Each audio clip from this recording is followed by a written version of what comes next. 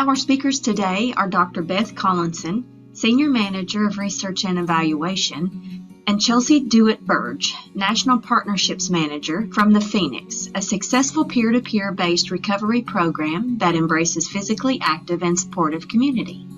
Prior to joining the Phoenix, Dr. Collinson worked in the National Evaluation Team for the Fulfilling Lives program. The Fulfilling Lives program aimed to make progress on complex social issues across England, United Kingdom. Beth received her PhD from the University of Derby, which explored the role of community engagement to promote recovery from substance use disorder. As part of this, Beth developed the Asset-Based Community Engagement Framework. This novel and systematic approach to mapping resources within a community and assertively linking those in need of support into those resources has gained global interest. Beth is also the coordinator of an addiction recovery public and patient involvement panel, whose aim is to empower those with relevant first-hand experience to shape how SUD recovery and associated research is undertaken. In her role as National Partnerships Manager, Chelsea focuses on building and stewarding national partnerships. As a person in recovery, Chelsea understands the need of the recovery community and works to assist partnering organizations in finding the solutions that they need to better serve their communities. Prior to her role at the Phoenix, Chelsea worked in the treatment industry as a counselor, case manager, alumni coordinator, and marketing representative.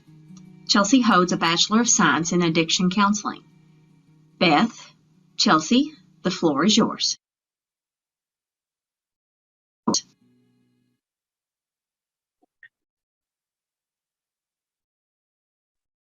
Oh, Beth, I think you're on.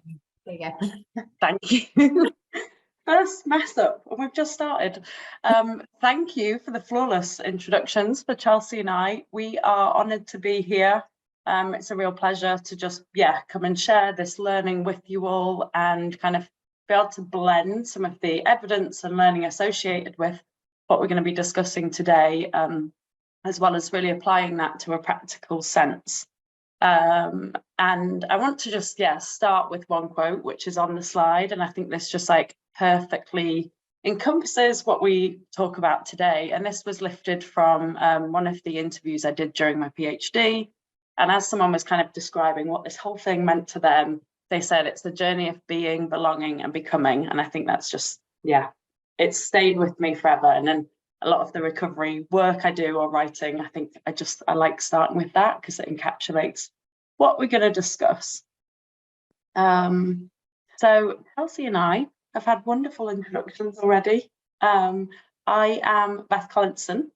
And as you can see, since the video that they put together, I thought I can't carry on using this photo.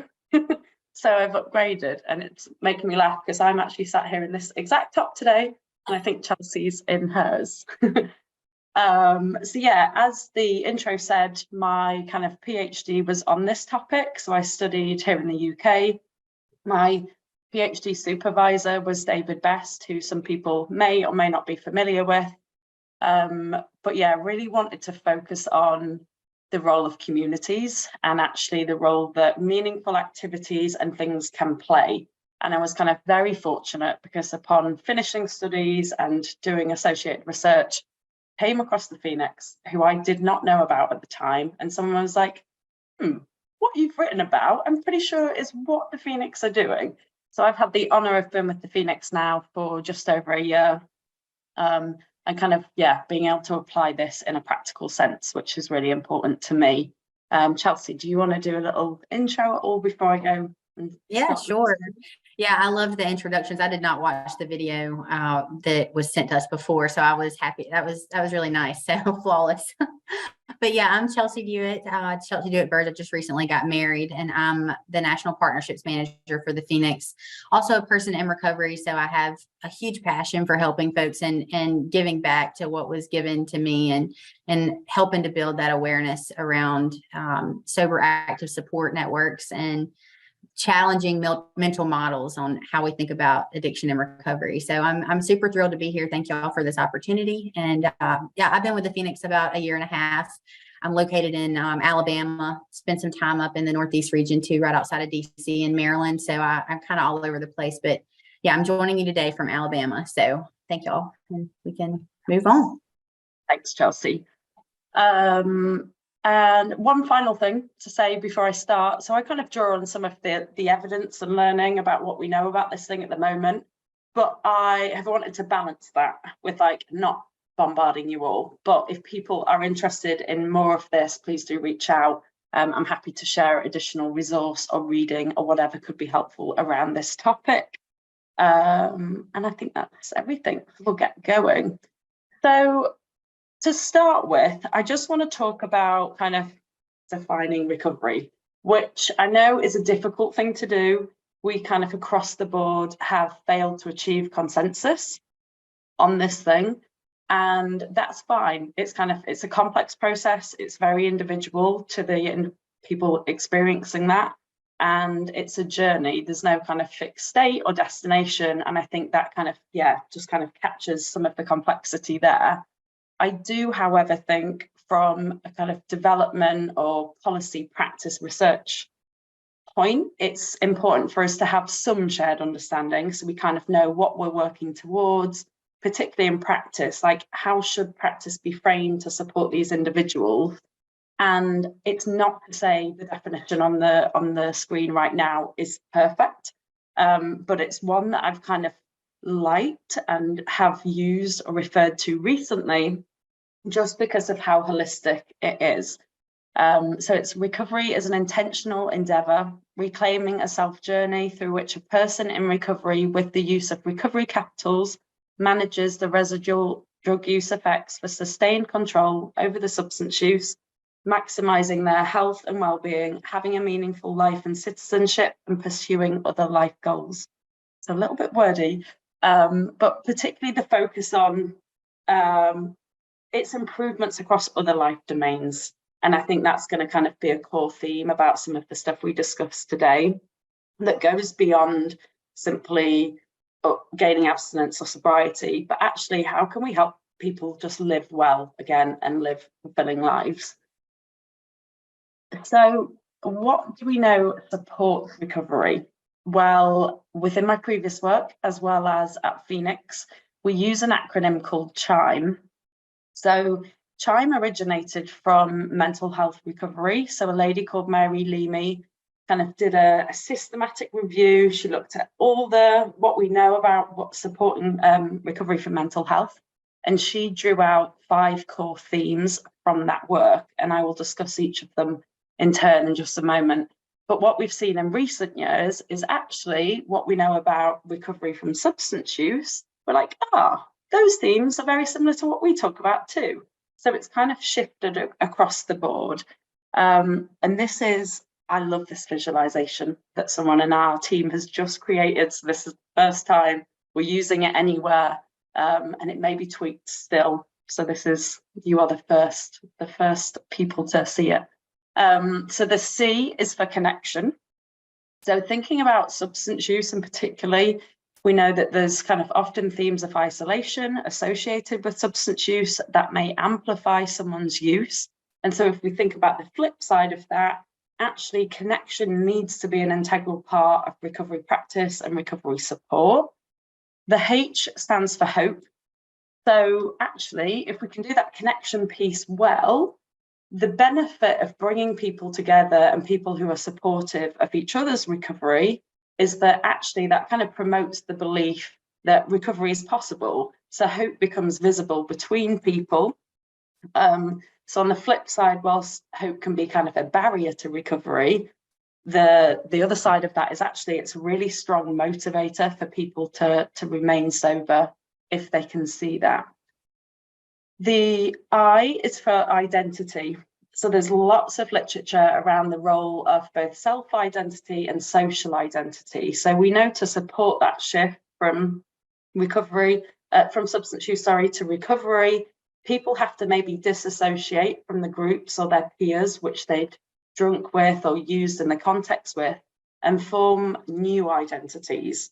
Now, I think this is kind of a real key player because I strongly believe that those identities, as well as research and evidence backs up, is they have to be holistic as well. So someone may start to identify as being in recovery, but we all, or everyone in the audience, I'm sure, has multiple identities. So I may, in my recovery journey, I may want to become a CrossFitter. I may want to just be a mother or a sister, or all these different things, okay, that help us build up how we think about ourselves are really, really important in supporting that journey. And then the knock-on effect of these things is actually, if we can connect people well and they have things to do, they have meaningful activities to do, they have meaning in their life, which is the M, but equally they become kind of empowered as well. And it's important that they can shape their own journeys. So I may love CrossFit, and actually Chelsea does as well, but Chelsea may not be a CrossFitter. She may want to frame her recovery around yoga or a knitting class or whatever that thing is. We've each got our own skills and interests, and I think that's really important to retain here. Then the final thing I wanted to say here was we need to think about how this is a continuum. So recovery orientated practices or supports should be framed around CHIME, but that must be all kind of different levels, whether that's through treatment or within community supports, or all different stages of like prevention, treatment, intervention, aftercare, whatever that thing is, or that journey for that individual. So then if we know that CHIME supports recovery, how can we document recovery progress? And that's where I want to draw on some of the recovery capital literature. So recovery capital emerged from two academics called Cloud and Granfield several years ago, and it was the idea that actually there's kind of internal and external resources that people can draw upon to help initiate and sustain their recovery. And there's loads of different categorizations of recovery capital. So if this looks slightly different to what you've seen previously or in different work, that's okay. There is an article by a lady called Emily Hennessy, and it's a systematic review. So if you're interested in looking at how this has evolved over time, I'd highly recommend that. It just kind of summarizes it all in one. But this categorization is particularly what I like. We have, and I'm actually going to start the other side. So I'm going to start at community capital, because that in my plant pot little diagram is like the soil, I think, in which the other things can grow from. So community capital involves kind of resources, and that's what we're going to get a little bit more into, but like, what can people access? What can they go to? What can they be part of? But also thinking about some of actually the practicalities or limitations of that, particularly for rural communities, that might not be that easy. So what are the transport links to these things? How can people actually get to stuff? That could be a huge barrier, and something I think we really need to be mindful of.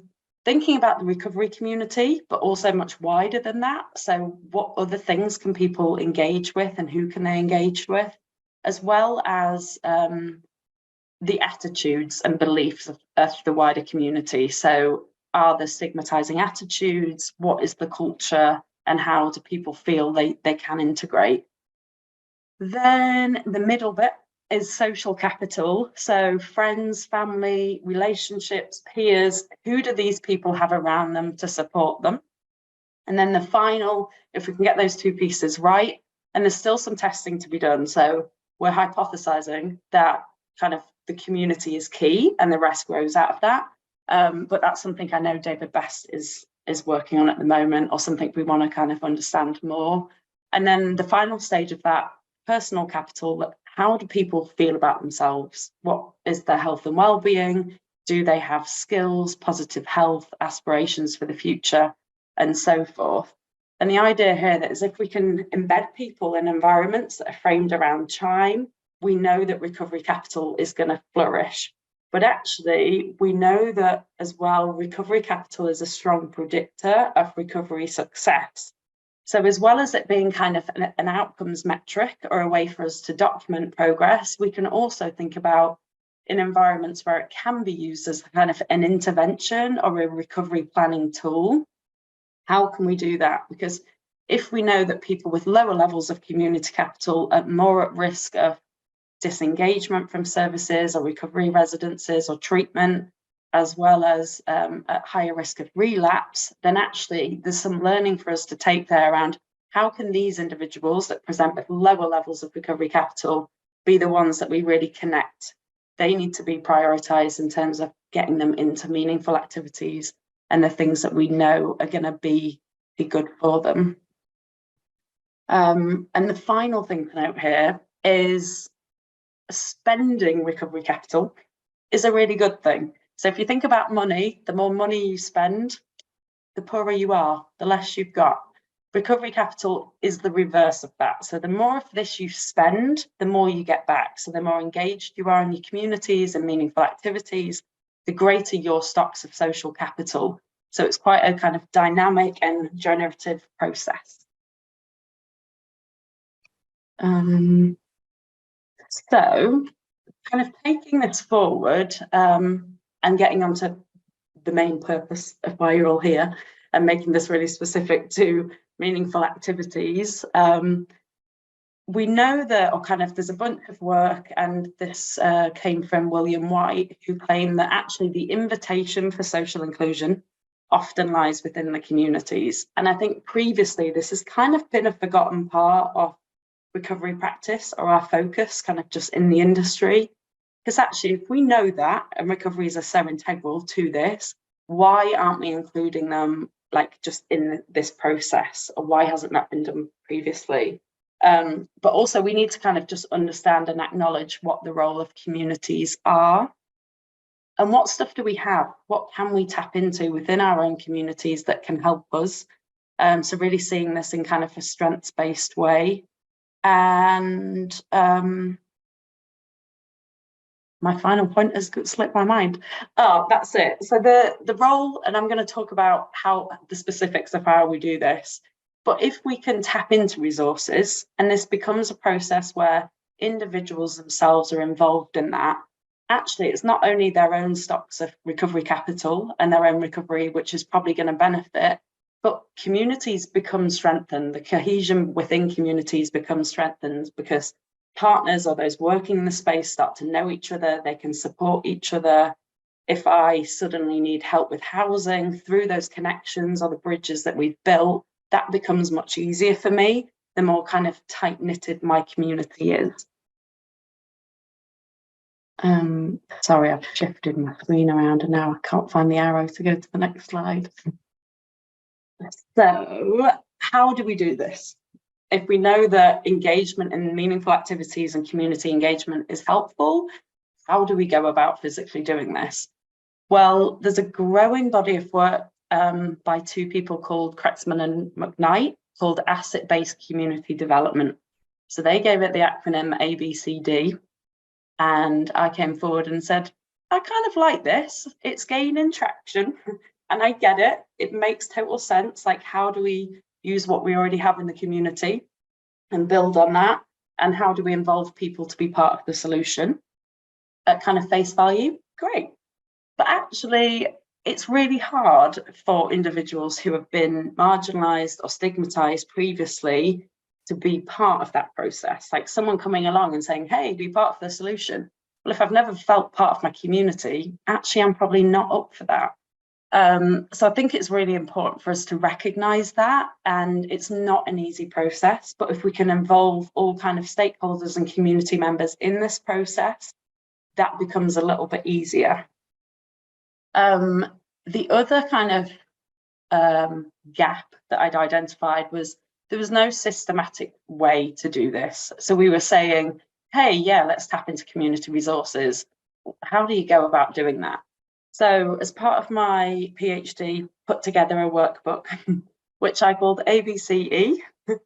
And this was the idea that we were going to map resources. So I worked with a specific city in the UK, and I was really interested in what are people actually engaged with, what helps them, because often we see a fragmentation between staff or practitioners and services being very knowledgeable about their local area and having a wonderful list of lots of things potentially that they could link people in with. But in reality, people on the ground aren't accessing all of those. So I think the key here is let's start with the people who are actually going to these things. What are they going to and what is of value to them? because if there's stuff they're not engaged with, there's probably a reason why they're not engaged, whether that's access, affordability, they don't feel connected to these things. There's probably a reason. And that's not to say those assets or resources then become disregarded. It's just we're going to need a little bit more work to tap into them and kind of strengthen those bridges.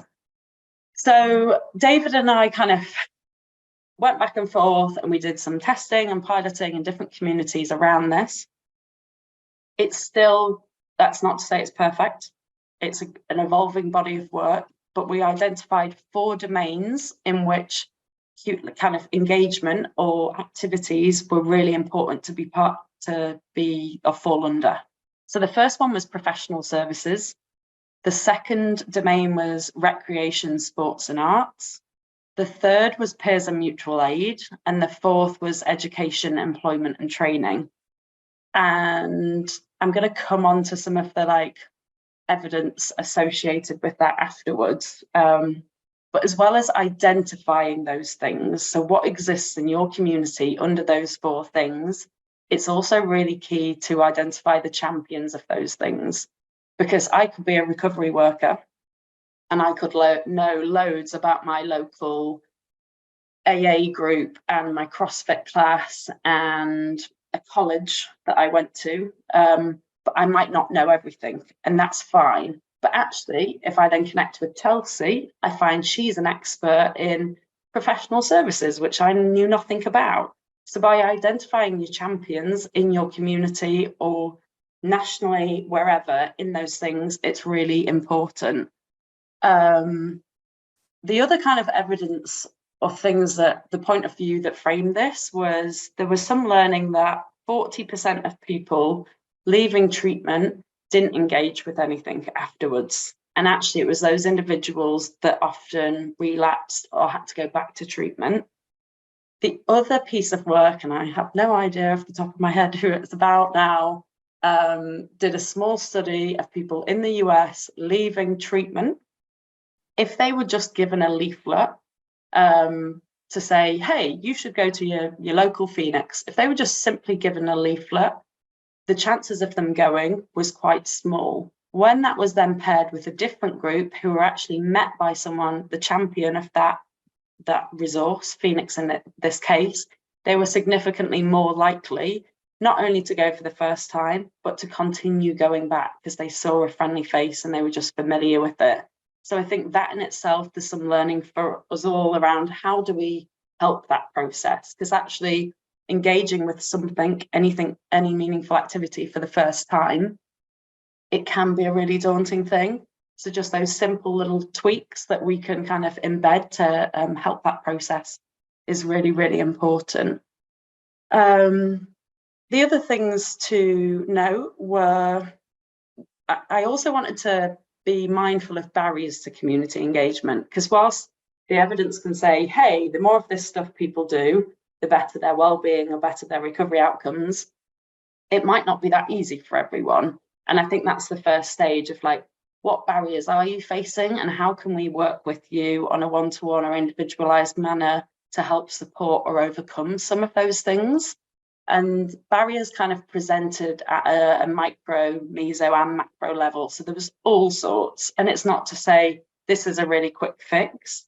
We're going to be able to get rid of these all really quickly and great, you're going to be integrated in your community. It was never that easy. But actually, if we can start to unplug some of those things, that made a real huge difference for those individuals. And then the other thing to note was not everyone wanted to do it, and that was fine. Not everyone was interested in joining lots of new meaningful activities and doing this thing because loads of people had super busy lives. They were maybe single parents or working full time or just balancing life. So I think it was also really important to work with those individuals and say, that's fine. What are the things that could support you? How does that align with your own kind of skills and passions? And I just want to give one example of kind of where we applied this in practice, and that this was outside of some of my PhD work, but we worked with a local prison in the north of England. And we wanted to involve people's families and friends and others in this process. So in kind of 6 months prior to release, we did workshops with not only the individual in prison, but with a designated loved one as well. So they'd come in on a weekly basis, and it started with just, let's get pens and papers, and I want you to draw what is in your community, what could you tap into if you wanted to, but equally working with your loved one, what do they want to do? What could you do? What could you do together? Do you know the champion associated with that thing? And how can we tap into that resource now? So on the day of your loved one leaving prison, that they're not going to drop off, because we've already built that bridge. So them to walk along the bridge is much, much easier than building the bridge and then having to get them to walk across it. So what did the evidence show? Just doing a quick time check. Well, so across those 4 domains, interestingly, quality was way more important than quantity. So we had lots of people really new in recovery who were doing loads, and we kind of see that quite often. People have lots of time to kill, they're really motivated, and they want to get involved in everything. Absolutely fine. But over time, that drops off because people realize what they like, what's helping them. So you see a drop off, but actually that's really important, because if we think back to Chime and how like actual close connection and hope and identity are really important, if people are attending their local, sorry, I keep using the CrossFit thing because I'm a CrossFitter and it's just such an easy go-to. If I'm actually going to my local CrossFit class a couple of times a week, the relationships and connections I'm forming are likely strengthened over time, and my identity with that group is strengthened as well, rather than if I'm going to CrossFit just once a month, but 101 other things as well. And actually, the people who did, and this isn't to say this is generalizable, it was a smallish sample in one city in the UK, but some of the preliminary findings, and we're replicating this in other places, showed that actually the people who are engaged in something under each of those 4 domains did significantly better at follow-up at 6 months than those who were just involved in 1 or 2 domains.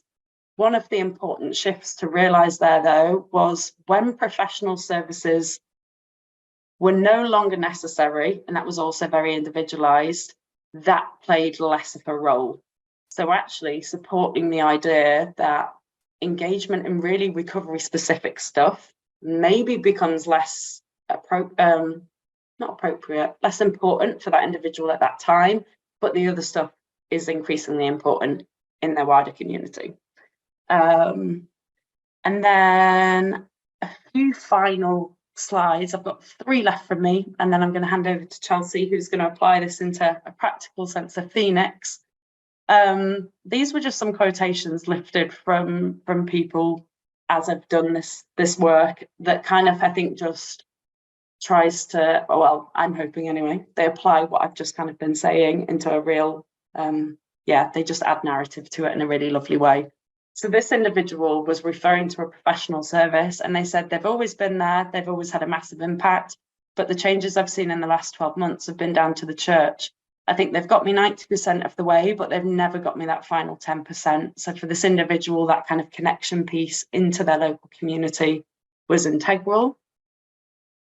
Then at a social level, this first person said, every time my recovery worker sees something that he thinks might be worthwhile, he mentions it to me. So again, that process of linkage is really important, because I might not have knowledge of everything happening in my community, but if I look at my support network, hopefully the rest of them do, and they know what I'm interested in.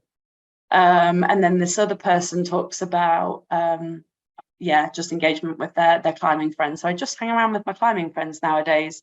Most of them drink very little, so being in that environment again where I'm with non-drinkers is really helpful. My social life's changed completely. I used to hang around with drinkers and I drank, and now I don't hang about with drinkers. I hang around with people who do activities like climbing and stuff. Sorry, my puggles were right in the middle of that quote, which threw me off midway. And then last but not least, and I love this first bit. So this was, the first quote was from a guy who was stereotypically not who I'd say was a knitter, but he came to this knitting group every week religiously. And he said, I could sit there knitting. It's not about that. Knitting is not something I'd actively go and look to do, but it's about the people that are there and being part of something. And the final quote was a climber, and this was actually in like we had something called the Recovery Games, so it was like a big activity day, and he just said he was in a climbing event, and he was like, "There's no way I could have done this a few months ago." So yeah, I just love how they apply all of this into context. So to summarize what I've said, I think I said I had 3 slides, and I lied to you all. I had 4. I think practitioners and those working in the field, we have an active role to play in helping individuals in that connection piece, seeing what meaningful activities are around and what we can link people with. But we've got to give the power of that to the individual themselves, because they know, let them shape their recovery journeys. That's really important. If services supports are using recovery capital, it is a really helpful tool for us to understand who we need to prioritize in that process, so we can do that in a quite clever and strategic way. And there's got to be a shift. So I see this as like a continuum of recovery services are here, wider communities here, and people will fluctuate, but actually we've got to open up all those opportunities and options to people so they can be part of this. I am going to shut up because I've chatted to you for a significant amount of time, and I want to now apply this into practice. So it is with my greatest pleasure that I can hand over to Chelsea. Yeah, thanks, Beth. I read in the chat, someone said exciting times, and I can't agree with that more. Like, I feel like what I'm going to talk about on my slides is just putting all of these concepts into practice through the Phoenix. And I'm not sure if anyone on the call is familiar with the Phoenix, but we'd like to welcome you to share in the chat. If you've heard about us, please share where you've heard about us. A lot of folks say, oh yeah, Phoenix House, they think we're a treatment center, or they think we're just a recovery gym, and we're really so much more than that. So I'm excited to share the resources with you all today. So if you've heard about us, please share in the chat. I'd love to see that. And then if you want to go ahead, I'm going to share with Beth to click slides for me. So the Phoenix has been around since 2006. We're a national nonprofit, and our mission is to build a sober, active community that fuels resilience and harnesses the transformational power of connection. So together we can rise, recover, and live. So our focus is, yes, we do aid in creating and facilitating events around the country and helping to stand up sober and supportive spaces, but it's all about the community for us and not so much about the activity. Like I said in the previous slide, a lot of people identify us as a gym, and we're really so much more, and we offer so much more than that. So that's the message we're trying to get out. Our vision is that we have catalyzed connections and communities between people that fuel and ignite the sober active movement. So more so than just servicing individuals, we're wanting to bring whole communities together, our allies, supporters, friends, family members. It's important for us to all play a role here, and that's our vision for the future. Like I said before, we're a national nonprofit offering peer-led sober activities to create that active community. And when I say peer-led sober activities, it's not just that higher intensity, higher impact type sport. Although we did start with adventure-based sports back in 2006, more so on the hiking and rock climbing and CrossFit.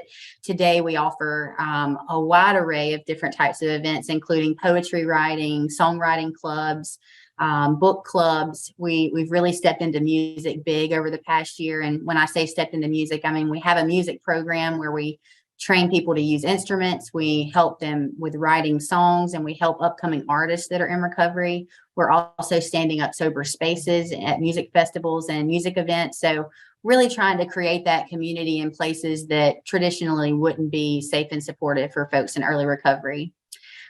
We offer 450 classes per week. Those are in person and virtual. So we have a whole virtual schedule of events where people can join from anywhere, anytime it's scheduled. And we also offer on-demand content. So if folks are unable to join during one of those scheduled events, they can access our on-demand content at the click of a button from their phone.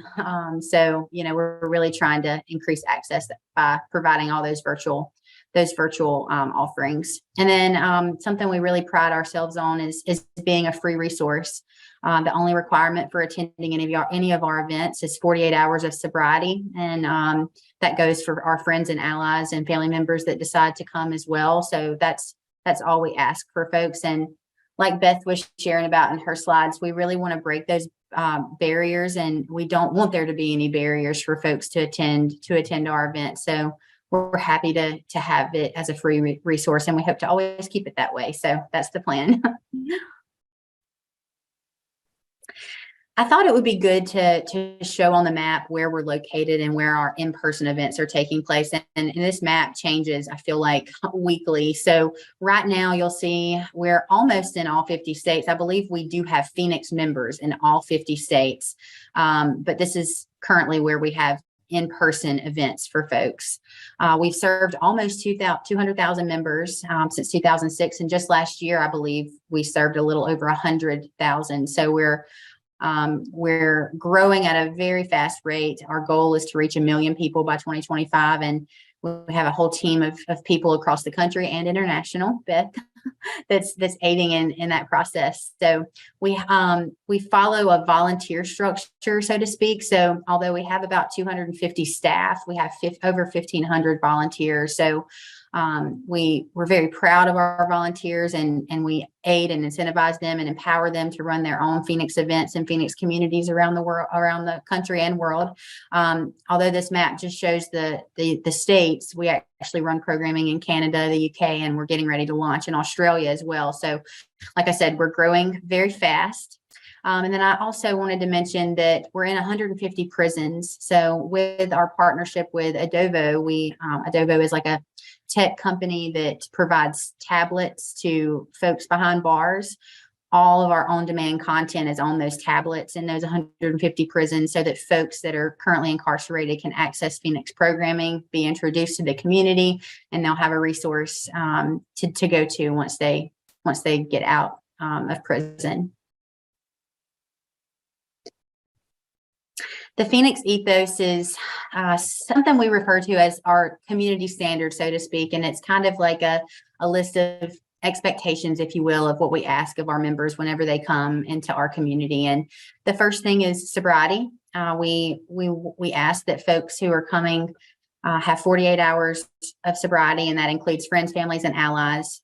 We felt like the 48-hour rule really helps everyone feel safe, and it also breaks down that barrier of, oh, I don't have, a month clean, I don't have a year clean, I don't know if I can participate. Like, we really want people to feel welcome early on, and we want to be able to support folks in that part of their journey.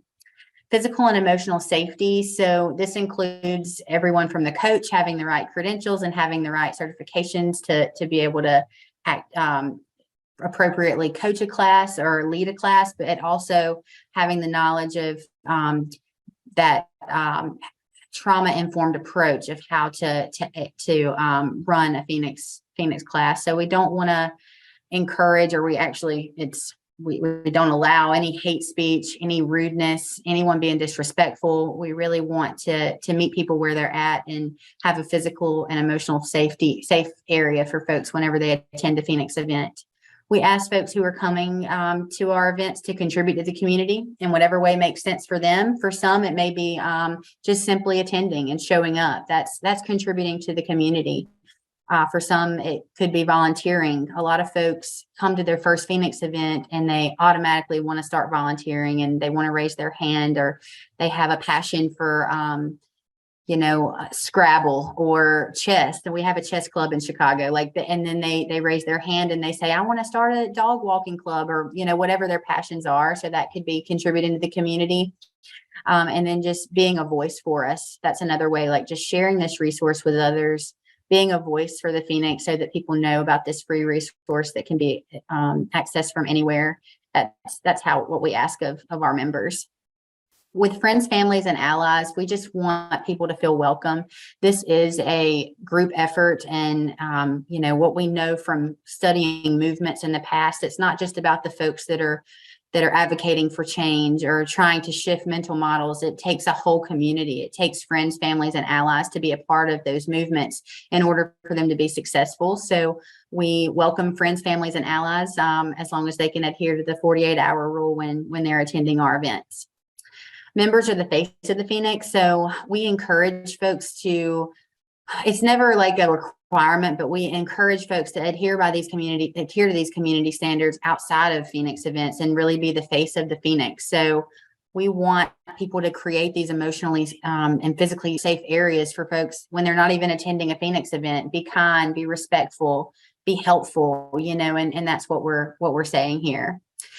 With the apparel one, it kind of has some controversy. Like Beth was saying, I am a CrossFitter, and a lot of folks, when I'm going to the gym, choose not to wear T-shirts or whatever. But we do ask folks that are coming to our Phoenix events wear apparel in an effort to make it more safe and non-triggering. We ask people to keep their clothes on for Phoenix events, and the same goes for cigarettes and tobacco. So there are people that come to our events that are in recovery from tobacco use. I mean, we're not just for folks in recovery from substance use. We have folks from all different walks of life that are just trying to improve their lives in some way. They may be in recovery from a toxic relationship or an eating disorder or whatever. And we want to make it safe for everyone in a non-triggering space. So we ask for no cigarettes and tobacco be used during Phoenix events as well.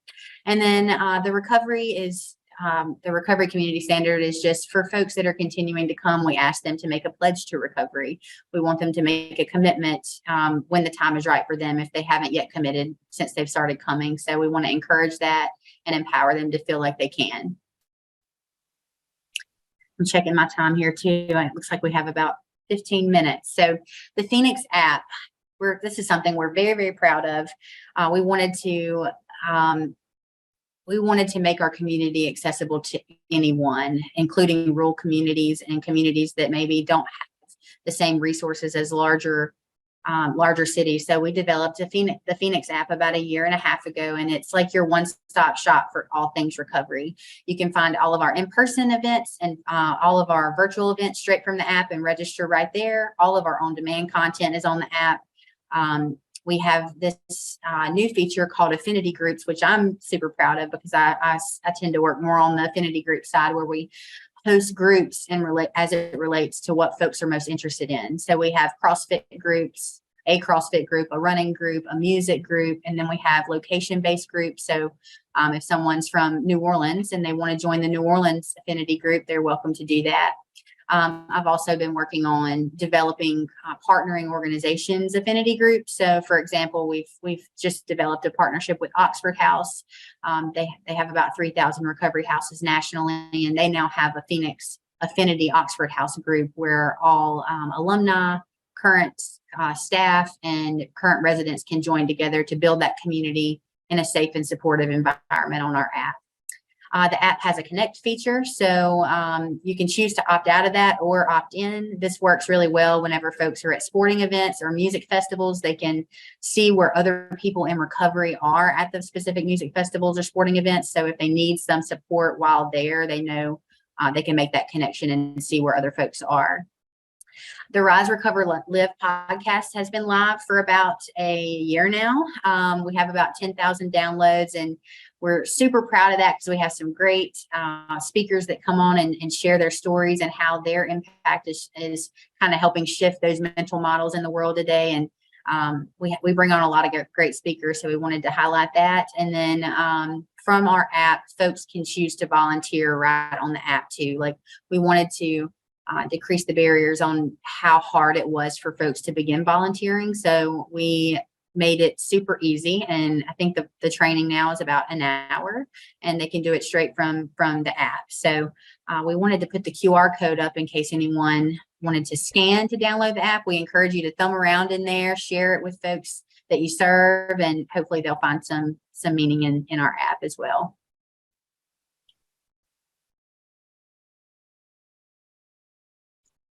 think I'm coming in here, but I'm going to do this really quick because Yeah. I think Phoenix stuff is what people are excited about and want to leave some time for Q&A as well. So this is our logic model. So this is in our white paper. Now this looks maybe slightly different, and this is the revised version, which we're about to publish on. But this was we took all the evidence, everything I presented at the beginning, and we said, how does this work? How do we put this together to see that change and impact for people? So if we bring people together through kind of this sober social network, they have meaningful activities to engage in, and the environment for them to do that is safe, the rest happens. And I think that the key bit there is around physical and emotional safety, because that's something we test in our outcomes. And actually that's integral to success, or better outcomes, should I say, at 3 and 6 months. So the more physically and emotionally safe people feel, the better that they do. So I think that's enough from me on that one. I'm going to come back to, this is me. So yeah, we hypothesized that actually if we brought people together in that way, and that they felt safe and supported, and the space was inclusive and accessible, which I think is a key one, because the launch of our app has really made that possible. We can now shift into spaces where we couldn't previously. We really want to make this thing accessible to anyone, anywhere, at any time. And that's what we're seeing, which is amazing. So Chelsea, I'm going to hand over to you for this slide. Yeah, I'm going to move through this pretty quick too, because we do have a video we'd like to share before we get into Q&A. But this is just some of the research that Beth and her team has done as some of our findings and outcomes as it relates to Chime. So 83% of Phoenix members report remaining sober after 3 months of initial engagement. So we see there that as folks continue to come to Phoenix and stay engaged, more than not are staying sober. So we're very proud of that. Phoenix members report significant gains in physical health, mental health, and social support. And then with Chime, 78% felt increased connectedness, 87% felt more hopeful, 83% felt a stronger sense of self-identity, 83% felt increased meaning of life, and 82% reported feeling more empowered. And I had something sweet and special I was going to say about each of those, but I know we're like pushing it for time, so I just kind of really read through that slide fast. But this is the meat and potatoes. This is what we're super proud of. I mean, this is showing our impact and leading us, on the trail that we're on. So, and here's our video. Look at the increase in drug and alcohol use over the last 15 months. We see an increase in overdose fatalities by almost 30%, and the same for suicides and deaths of despair. We're losing way too many of our loved ones for us to do nothing right now. Not only does Phoenix need to step up, but communities need to step up. We have to do this together. The Phoenix is a healing community for people who have been impacted by a substance use disorder. So we all need healing, and when we come together, we can help each other. As a clinician, I've just seen so many things get in the way of people trying to rebuild their lives, and I just think Phoenix is something innovative, new, and transformational. What matters is the action of coming together, the act of coping, the engaging with other people. I always like to say that people show up for the workout, but they're really staying for the friendships. And it's in those friendships that they find the support they need to stay sober.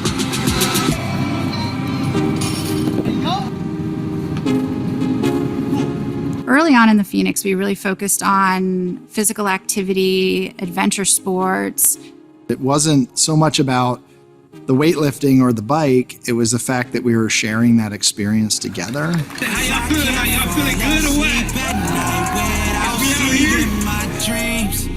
Delusion and reality, I'm somewhere in between. The Phoenix is yoga, it's art, it's hiking, it's music, it's really anything that brings people together in a meaningful way. Wings. Maybe, baby, this what flying feels like. That's kind of unique about Phoenix is that often folks struggling with substance use disorder are really seen as the problem, but we see them as the solution. And that self-esteem ember that's kind of smoking, if we can just give it a little more oxygen and help it catch fire, then they're going to be their own solution and ultimately pull other people with them.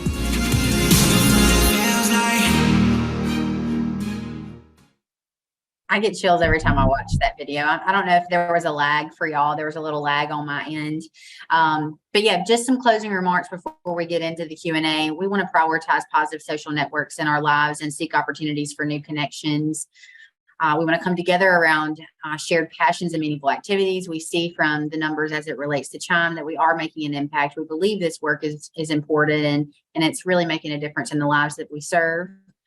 We want to be deliberate about the environment we're creating, and we want to make it safe, supportive, and nurturing. Like I mentioned before, where we pride ourselves on being very trauma informed and making the safe space for all. And finally, we want people to show up just as they are and know that they belong. And that's a part of that, just making a safe space and being supportive. So, and I think we made it to 8 minutes. So we should have time for some Q&A. Mine and Beth's contact information is here. And I believe y'all will get the slides if you'd like to connect with us, learn more about how to get started in your areas. I'd be happy to have those conversations with y'all. But I guess we can look in the Q&A or. Yeah, Chelsea and Beth, we definitely have some questions for you. So one of the first questions that came in early on with your presentation was when you were listing the areas of focus, you had professional services, and someone's curious as to how you define the professional services when you're mapping a community. And then we'll go into the other questions. There's lots of interest on how to start a chapter, how to find you. Can you help me afterwards? So. Yeah. Good question. We actually didn't define it, and we did that purposely because we wanted to, in previous work when I've trialed this, we tried to define it and it threw people off because people were saying, hey, I don't engage in anything and nothing fits what these examples are and what this definition is. And so we took it away. We just gave the domains and said, what are you engaged with that you would fall under, like which would fall under these things? Now, it was done in a UK context. So often it was drug and alcohol treatment services or community support services, mental health services, doctors, we call them GPs, like general practitioners. I'm not sure what the term is for you guys. Yeah, anything and everything that kind of dealt with immediate needs for an individual fell under that, but purposely we didn't define it, and that it becomes a little bit messy because some overlap. And when I think about Phoenix across those domains, I'm like, oh, interesting, because it could fall under sport, recreation and arts, it could fall under peers and mutual aid, and it could also fall under the training bit because we welcome volunteers and there's a training component. So it gets a little bit messy and scrappy, and that's just part of it. So I can't give you a definite answer.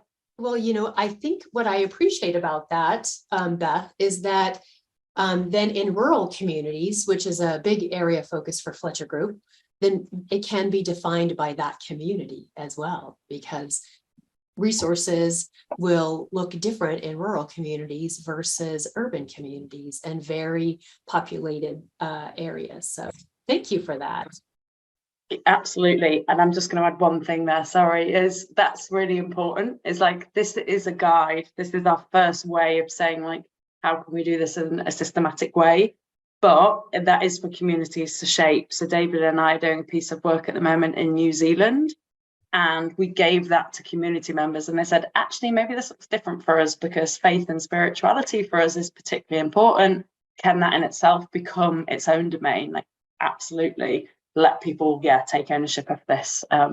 So would love, if anyone is on and wants to connect about how this could change or evolve to support rural communities, I would love to have that conversation with you. Okay, that's terrific. I think we've got a lot of people volunteering. The next question is, how do we get the slides? So I'll just let everyone know that all of our webinars and the slides that go with them are available on the Fletcher Group website. usually within 2 weeks of the webinar. We try to get them out a little bit earlier, but it's generally about 2 weeks out.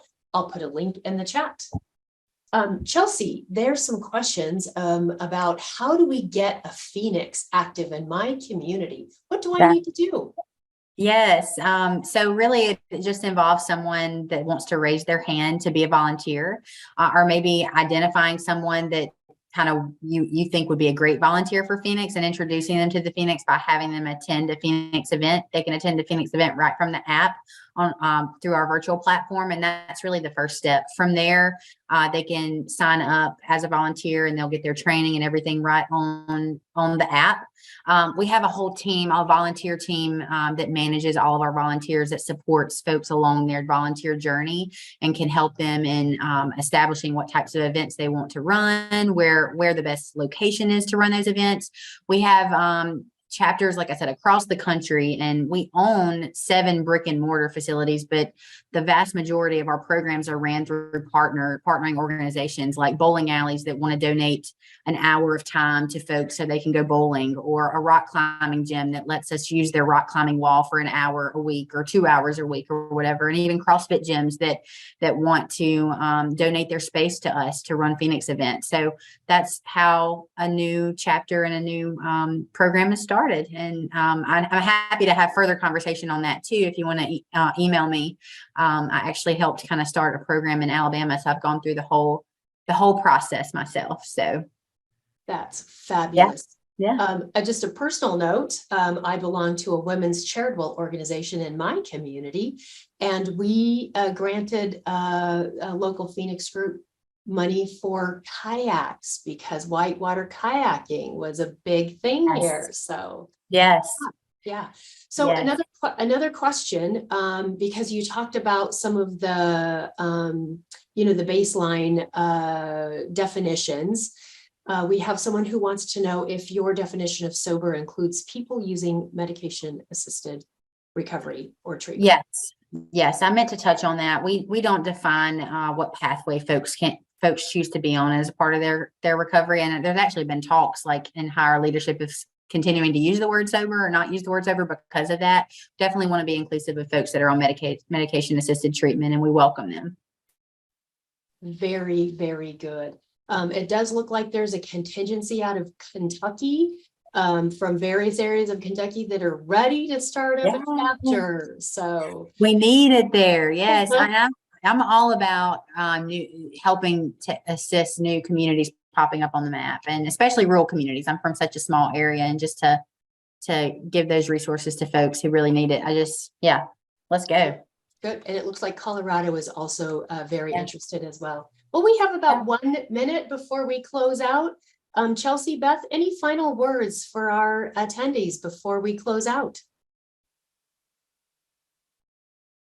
Nothing from me, I don't think, but appreciate you hosting us, and please activate Phoenix wherever you are, or just come along. I think what I love about this is, it's not something abstract. We can all benefit from this. We all need connection, support networks in our lives, and that's what we're here to do. So thanks from me. Yes, thanks for me as well. I would just say, keep up with us on social media. If you have LinkedIn, Instagram, Facebook, we're there, and we update our Instagram like almost daily, pretty much daily. So please stay engaged there and keep up with us. And we'd be happy for y'all to share the word, and always know that you can email Beth or I, and if you have any additional thoughts or questions, or if you need assistance.